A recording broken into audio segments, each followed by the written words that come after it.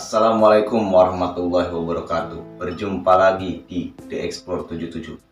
Kali ini gua Hanif dan abang gua Chandra akan menceritakan tentang pesugihan yang mengorbankan. Jangan pernah sholat seumur hidup. Baik sahabat Explore, yang belum ngopi cepetan ngopi, yang belum sholat segerakan sholat. Pantengin terus cerita kali ini biar nggak ada gagal fokus. Salam satu misteri. Gimana kabarnya malam kali ini? Alhamdulillah baik-baik nih. Baik-baik aja. Udah ngopi? Alhamdulillah. Ngopi dulu. Silakan. Agak ngantuk nih.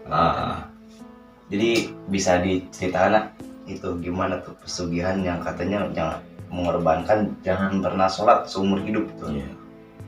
Jadi cerita malam ini di The Explore 77 kita akan menceritakan yaitu tentang pesugihan yang harus mengorbankan jangan pernah sholat seumur hidup. Serem juga Ceritanya serem juga nih. Jadi kita sebagai umat Islam jangan pernah meninggalkan sholat. Bukan jangan sholat seumur hidup. Iya, jangan pernah. Kita harus tetap sholat karena itu sudah wajib sebagai umat Islam. Karena ini sebagai penggalan cerita yang dialami oleh Kak Chandra sendiri ini. Jadi begini ceritanya.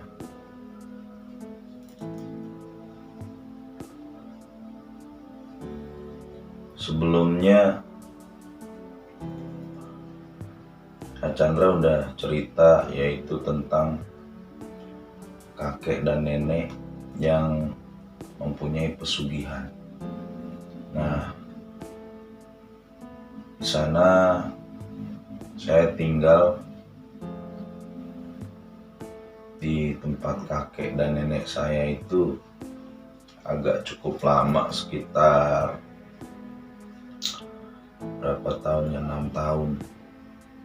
Jadi lebih singkatnya itu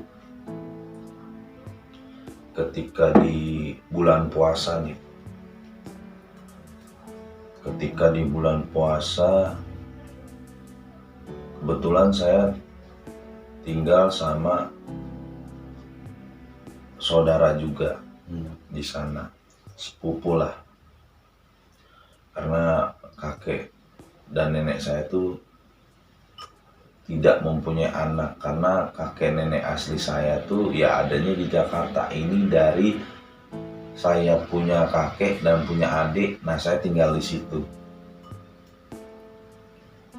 Ketika tadi bulan puasa, ya kita sebagai umat Islam ya harus berpuasa nih, menjalankan perintah-perintah yang sudah diajarkan Nabi Muhammad SAW yang diperintahkan oleh Allah.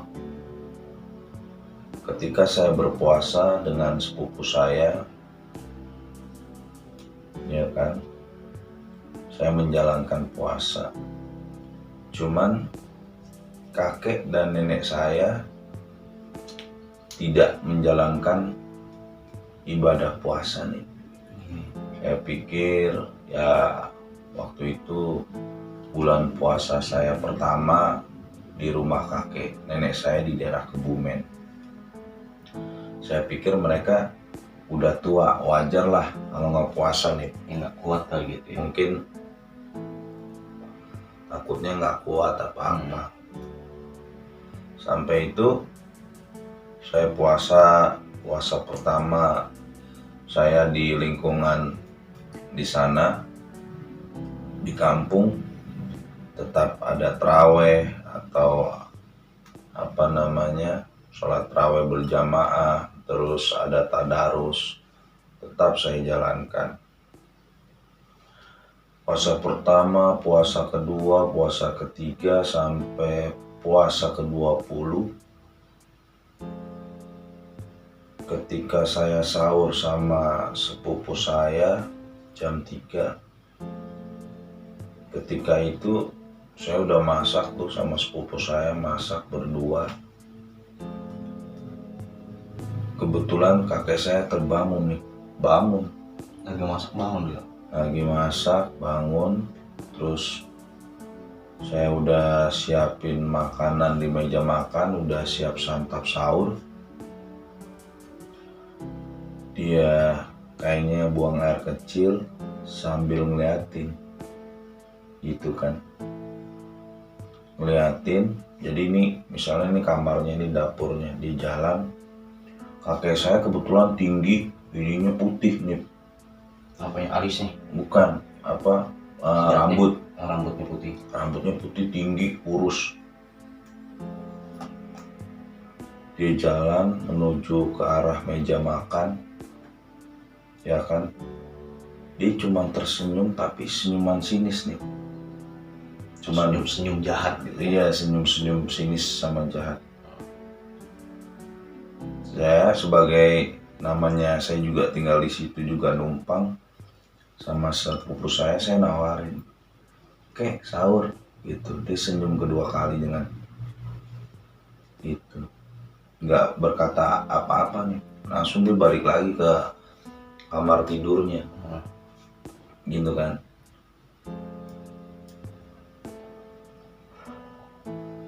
Terus ketika sahur saya juga berangkat ke masjid. Terus setelah itu kita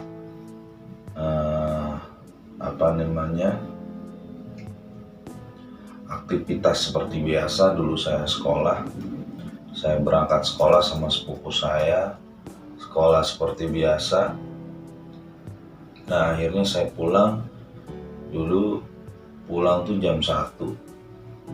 Jam 1 saya kebetulan kan kalau masuk dari rumah kakek tuh harus dari pintu samping terus ngelewatin dapur nih. Nah lagi di dapur tuh kakek dan nenek saya lagi makan siang, dan saya posisinya lagi puasa. Dan dengan ciri khas dia berbahasa Jawa, padahal malamnya dia udah tahu kita sahur, gitu nih. Saya salim, "Assalamualaikum." Sepupu saya juga, "Assalamualaikum." Gitu, "Waalaikumsalam," kata kakek saya. "Ini," kata bahasa Jawa nih, "Ini Koendra, mangan disit." Katanya gitu. Dia, "Sini Indra, makan dulu." Wah, dalam hati saya kan lagi puasa, tapi saya coba terangin lagi nih. "Bah, saya lagi puasa, kan semalam Mbak juga tahu." Lihat sendiri kan? Ya kan, lihat sendiri. "Ya udah, madang aja dulu." "Wah enggak Mbak, lagi puasa." Ya udah. Akhirnya saya sholat, sepupu saya sholat, terus bantu-bantu ke sawah lah, namanya kegiatan di kampung. Kita bantu-bantu di sawah, gitu kan. Nah ketika itu saya buka, kebetulan udah malam keberapa ya, malam ke 21.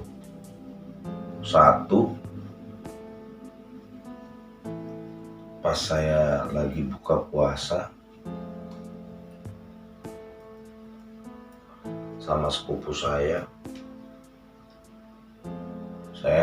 kakek saya kebetulan yang cerita sebelumnya kan, waktu itu malam ke-21 itu pas bertepatan malam Jumat nih. Ya seperti biasa, dia bakar kemenyan, ngelilingin rumah tuh, ngelilingin rumah, dan terakhirnya posisinya ditaruh di pojok sumur yang kita pakailah airnya. Gitu, sambil dia menolak pinggang gini nih, gitu kan. "Bah, buka dulu Mbah," kata Chandra kan, "buka dulu." "Kowe nggak ngapa puasa?" Tuh, sambil bilang gitu, dalam artinya, "Kamu buat apa puasa?" Gitu. Lalu juga bingung juga kan, sambil ngeliat gini, ya kan, dia sambil berdiri, Mbah Chandra, Mbah, ini kan puasa udah perintah Allah. Saya bilang gitu, yang memang disampaikan sama Nabi Muhammad SAW. Apa puasa itu bisa jadi sugih, bisa jadi orang kaya? Ya, tidak ada aturan orang yang puasa itu mau kaya, mau susah ya. Apa yang udah diturunkan oleh Allah yang kita jalanin, Mbah. Bang gitu aja. Iya, puasa sugih ora, kamu puasa juga nggak bisa bikin kamu kaya, gitu kan. Ya udah, dari perdebatan itu, ya udah, saya tetap aktivitas lagi, sholat isya. Tapi kakek saya, mbah laki itu penuh dengan dengan saya ngelawan nadanya sedikit gitu nih, kayak marah gitu kan. Sampai malam ke-27 gitu kan, malam ke-27 itu saya tidur, habis sholat taraweh saya tidur.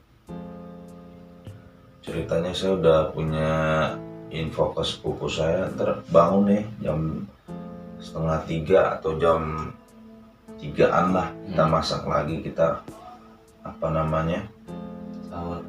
sahur lah. Sampai sebelum itu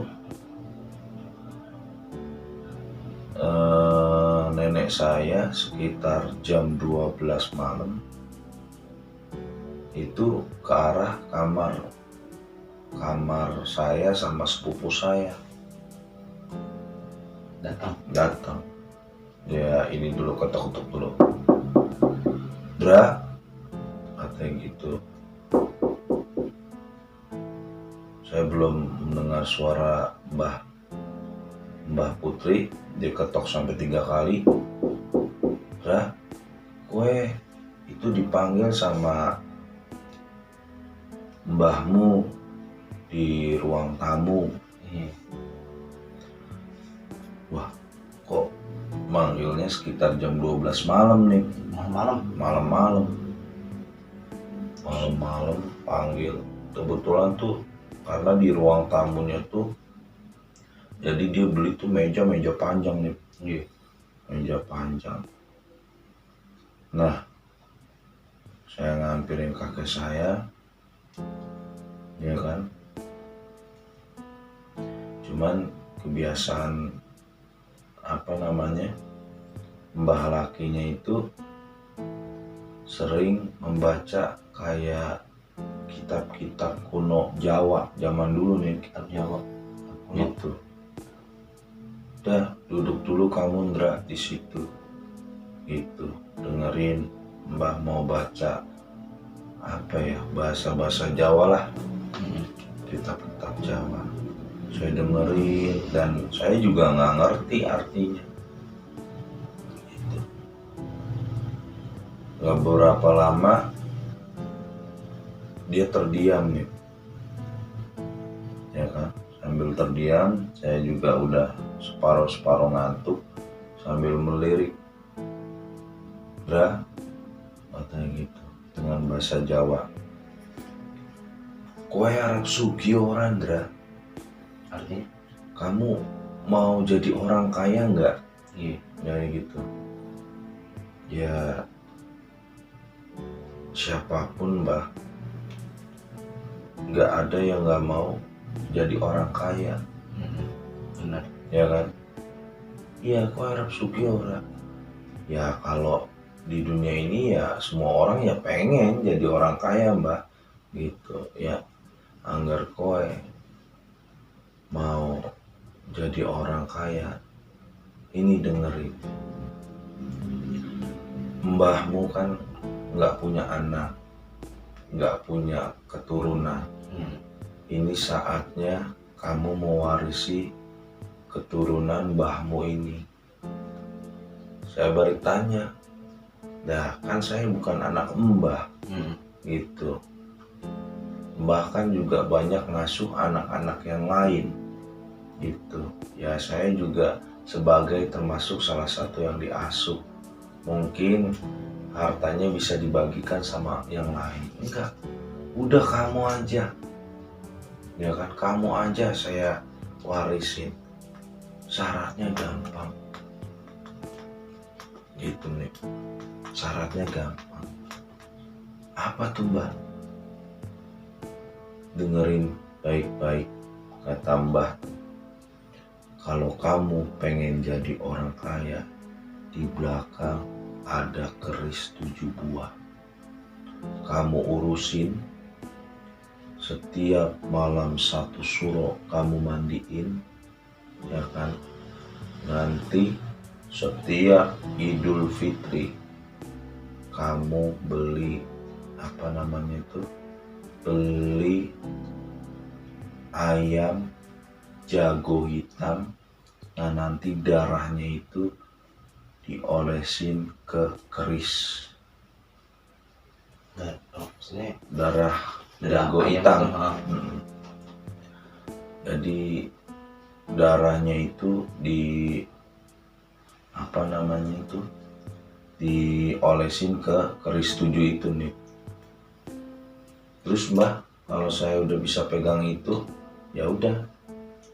Cuman satu syaratnya kalau mau bisa pegang keris itu, karena keris itu mempunyai kekuatan nanti.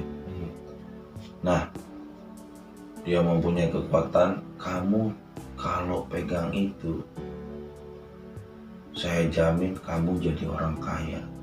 Tapi jangan pernah, syaratnya cuma satu, jangan pernah sholat seumur hidup. Wah, hati langsung astagfirullahaladzim. Bah, ya kan,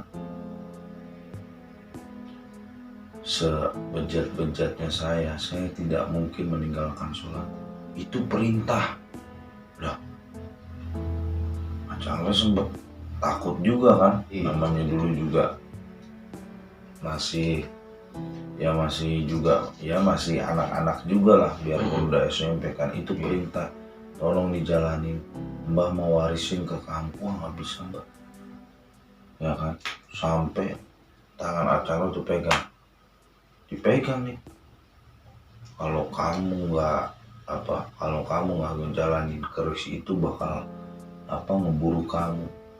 Chandra nggak mikir ketakutan, langsung Chandra tepis gitu. Langsung lari saking takutnya. Jadi dia itu